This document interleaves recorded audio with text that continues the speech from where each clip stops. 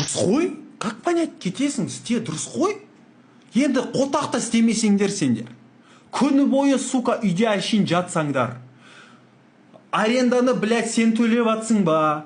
Продуктыға, блядь, ақша сен тауып атсың ба? Жоқ қой.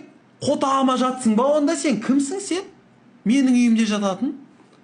Каждый күн болды. Каждый күн бізде моральное давление. Кетесің, істемесең кетесің деген сияқты. Істемесе не істейді? Не істеймін мен бұны? Істемесе не істеймін мен мына далбайопты? Тағы да сәттер болды, сен наны істемесең, сен кетесің.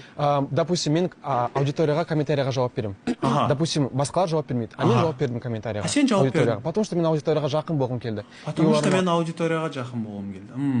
И маған айтады, вот сен өтірік андай істеп жатсың, чтобы сен жақсы көру үшін. Комментарий қалдыратын болсаң, сен типа сен бізді тыңдамайсың, значит сен қауыстан кетесің. Мынауың шынды ма?